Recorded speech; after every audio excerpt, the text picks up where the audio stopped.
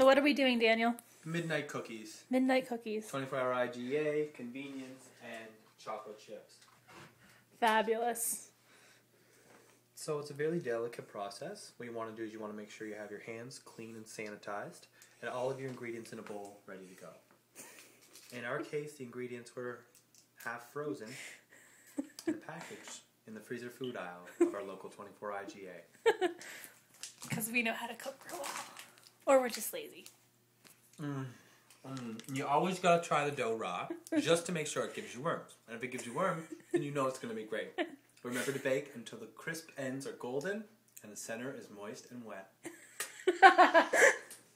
I'm talking about cookies.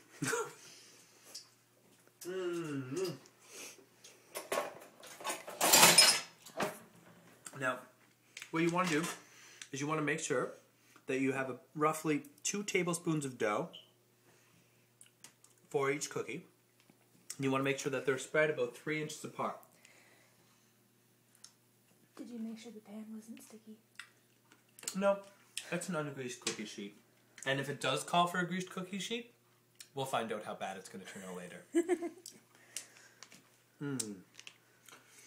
Okay, so now what I'm doing is I'm just combining 2 tablespoons, roughly my estimate, into this on the cookie sheet. Okay. Now you have to make sure that your oven is preheated to about 300 degrees Fahrenheit. I did that. Which is 150 degrees for you mathematic freaks in Celsius. And then, once we have them on the sheet and the process is almost complete, we pop them in the oven, we set a timer, or we just look at the clock and we do the subtraction. Whatever's easier. Because we watch Sesame Street. About 13 to 15 minutes in length. Okay. Bellissima. Alright. So, it's just that easy. we're only making 8 cookies, I don't know why. Pretty sure it said something about 2 dozen. I think maybe if they were in half, they would make more. So should we do them in half? Yeah. Okay. Because they'll just glob together like that. Alright. So what we're going to do is we're going to decide to make double the cookies for less of the fun. Less of the globbing.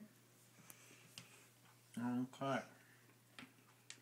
So now we have to make sure we cut all of them in half, for if we leave just a few, some of the ones that are tiny will cook faster than the other ones, and we'll have some that are burnt and some that are really not pleasant at all. Gooey.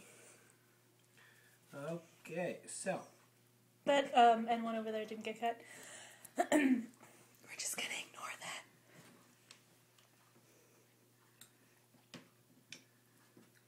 Alright, so what we have here is a beautiful array of holiday chocolate chip cookies. I lied, there's nothing holiday about them, other than the time of year to which they were conceived.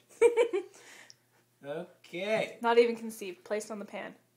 Yeah, that's what she said. So, just looked a little uneven. Basically, Betty Crocker, Martha Stewart, eat your fucking heart out. Okay? So, make sure that the cookies are placed in the middle oven rack and turn on the light so that you can watch them cook. If you have 15 minutes to spare on the floor in front of your oven. If you're trying to save costs on your hydro bill and you're too cheap to heat your apartment, this also makes for a fun activity to stay warm during the holiday season. In our case, it's absolutely true. Alright, so now what we're going to do is, if I knew how to work the timer on my oven, which I'm sure most of you do on your conventional ovens at home, you'd know how to set it for about 12 to 15 minutes. So we're going to look at midnight 42 plus 15 minutes will bring us up to 105. Oh my god, I did it right. Alright, that's scary. That really just came to me. Or for those of you who like to do it in a more traditional fashion, we can also look at our completely analog clock. Kind of like the mode you have on your cell phone, digital or analog. Either way, oh, that doesn't make sense. So, at about 1 a.m., we should have chocolate chip cookies. And we'll Here's see hoping. when the magic happens in about 15. Bye! Okay. Okay, so our cookies have finished, and I've just taken them off the pan already. Because if you leave them on the pan and it's still hot, the cookies will continue to bake and then they might burn. So I took them off.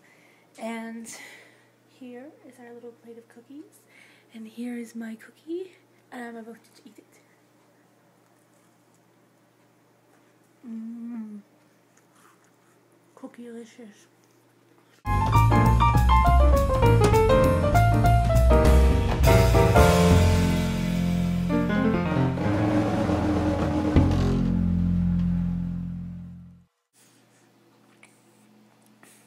All gone. Delicious. Hey. Okay, this is going to be Dan's first time seeing our cookies all done and pretty and presented on a plate. And on that note, welcome back. So now we're going to do the big revealing, although the unveiling I'm sure has already been done. Here, oh my god. Like I said, eat your heart out, and then eat a cookie that looks like a heart. So I'm willing to bet that these are delicious and that they would go down very nicely with a nice cold glass of goat's milk. That's all we have here, so we're going to work with it, and I'm sure it'll be damn good. So we'll see you when these are gone. Until next time, remember, keep fit and have fun. I'm Dan McLean, and that's Kate Forand. Bye. Betty Crocker, Martha Stewart, eat your fucking heart out.